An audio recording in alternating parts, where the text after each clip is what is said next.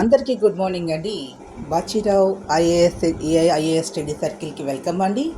ఈరోజు current అఫైర్స్లో science and technology సెక్షన్కి సంబంధించిన కొన్ని బిట్స్ చూద్దాం. It's very important for both civil services preliminary and mains also, other state services also. So golden rice అనే జన్యు పరివర్తన మొక్క గురించి సరైన విషయాలను అడుగుతూ ఉన్నారు. ఇలా క్వశ్చన్ ఫ్రేమ్ చేస్తే, ఈ మొక్క ఉత్పత్తి చేసే బియ్యం బంగారు రంగులో ఉంటాయి. ఇది ఉత్పత్తి చేసిన బియ్యంలో బీటా కెరోటిన్ ఉంటుంది. సో బోత్ ఆర్ కరెక్ట్ అండి. రాంగ్ ఏంటంటే మొక్క దేహ భాగాలన్నీ పసుపు రంగులో ఉంటాయి. దట్ ఈస్ రాంగ్ అండి. దీన్ని భారతదేశంలో వాణిజ్యపరంగా సాగు చేస్తున్నారు అనేది కూడా రాంగ్. ఇక్కడ కింద 2 ఇచ్చారు. ఎసెషన్ రీజనింగ్ అంట. దీంట్లో ఏది సరైంది అని అడుగుతున్నారు. సో ఇలాంటి సివిల్ సర్వీసెస్లో మనకు కనిపిస్తూనే ఉంటాయి క్వశ్చన్స్. ఎప్పటి నుంచి అడుగుతున్నారు ఇలాంటివి. అంటే సబ్జెక్ట్ అండర్స్టాండింగ్ ఉందా లేదా అనేది గురించి. ఉన్నత స్థాయి జంతువులు లేదా క్షీరదాల దేహ భాగాలను మానవులకు అమర్చడాన్ని ట్రాన్స్ప్లాంటేషన్ అని అంటున్నారు. జన్యు పరివర్తన పంది దేహ భాగాలను భవిష్యత్తులో మానవులకు అమర్చవచ్చు.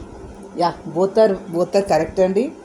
ఈ ట్రాన్స్ప్లాంటేషన్ అంటే ఏంటని అడగచ్చు. లేదా ఉన్నత స్థాయి జంతువుల క్షీరదాల దేహ భాగాలు మానవులకు అమర్చడాన్ని ఏమంటారని కూడా అడగచ్చు. ఇలా కూడా అడగచ్చు. సో ఇది వెరీ ఇంపార్టెంట్, గుర్తుపెట్టుకోండి. భారతదేశంలో ఇటీవల క్షేత్రస్థాయి పరీక్షలకు అనుమతి ఇచ్చిన జన్యు పరివర్తన ఆవాలకు సంబంధించి సరైనది. ఆవాలు అందరూ తెలిసినదే. దీనికి కరెక్ట్ ఆన్సర్ అడుగుతున్నారు. దీంట్లో కరెక్ట్ ఏంటనేది. దీనిలో గుల్మనాథక రసాయనానికి నిరోధకత చూపే అంటే దీనిలో ఉన్నటువంటి గుల్మనాథక రసాయనానికి నిరోధకత చూపే పరపరాగ సంపర్కం జరిగేందుకు దోహదపడే జన్యువులు ఉన్నాయి. దీన్ని ఢిల్లీ యూనివర్సిటీ చెందిన దీపక్ కుమార్ పెంటల్ అనే శాస్త్రవేత్త రూపొందించారు. దీన్నే ధారా మస్టర్డ్ హైబ్రిడ్ 11 అని పిలుస్తారు. ఇది గుర్తుపెట్టుకోండి. ధారా మస్టర్డ్ హైబ్రిడ్ 11 ఇస్ కరెక్ట్. దీన్ని అడిగేదానికి అవకాశం ఉంది. సో నెక్స్ట్ వచ్చి జన్యు పరివర్తన జీవులు, వాటి ఉపయోగాలు, అభివృద్ధి చేసిన ముఖ్య ఉద్దేశ్యము గురించి ఇక్కడ జతలు మ్యాచ్ ది ఫాలోయింగ్ ఇచ్చారు. ఇది గుర్తుపెట్టుకోండి అని. ఇక్కడ గుర్తుపెట్టుకోండి మ్యాచ్. ఇది కొంచెం టఫ్ క్వశ్చన్, మనకి నాలెడ్జ్ ఉంటే కానీ మనం చేయలేం. జన్యు పరివర్తన ఎలుక క్వినో ట్రాన్స్ప్లాంటేషన్ అని అంటారు. జన్యు పరివర్తన చేప వేగంగా పెరగడానికి. జన్యు పరివర్తన పక్షులు, కోళ్ళు. ఇక్కడ పాయింట్ ఆఫ్ చేసింది ఏవియన్ ఇన్ఫ్లూజియా వ్యాధి నిరోధకతకు అనేటటువంటిది. జన్యు పరివర్తన పంది క్వినో ట్రాన్స్ప్లాంటేషన్ అనేది అంతకుముందు చెప్పాము. జన్యు పరివర్తన పశువులు అంటే పాల దిగుబడి పెంచడానికి అనేటటువంటిది. ఇక్కడ గుర్తుపెట్టుకోండి.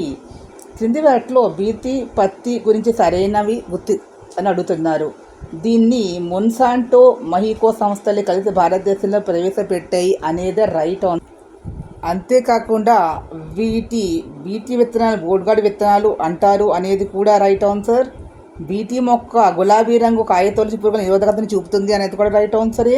బాసిల్లస్ దుయోంజెస్ అనే బ్యాక్టీరియా నుంచి తీసిన జన్యువు దీనిలో ప్రవేశపెట్టారు అన్నది కూడా రైట్ ఆన్సర్. ఏనండి 4 గంటలు ఏది ఇచ్చినా కూడా రైట్ ఆన్సర్. 4 ఇవ్వకపోవచ్చు, 1 ఇచ్చినా కూడా అది రైట్ ఆన్సర్. గుర్తుపెట్టుకోండి. 4 గుర్తుపెట్టుకోండి.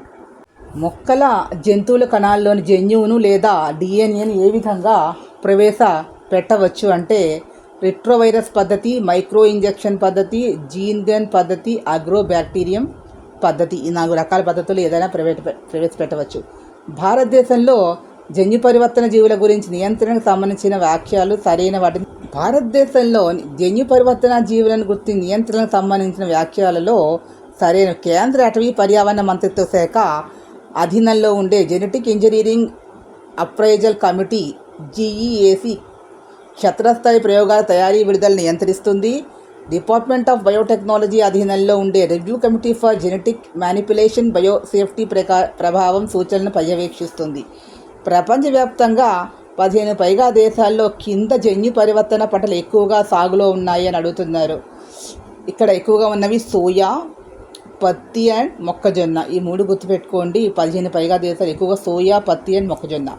జన్యు పరివర్తన ఆవులు, గేదెలను ఎందుకోసం సృష్టిస్తున్నారు అని అడుగుతున్నారు. ఎక్కువ పాల దిగుబడి కోసం, పాలల్లో లాక్టోజ్ చక్కెర పెరగడం కోసం, పాలల్లో కెనిన్ ప్రోటీన్ పెరగడం కోసం అనేది గుర్తుపెట్టుకోండి.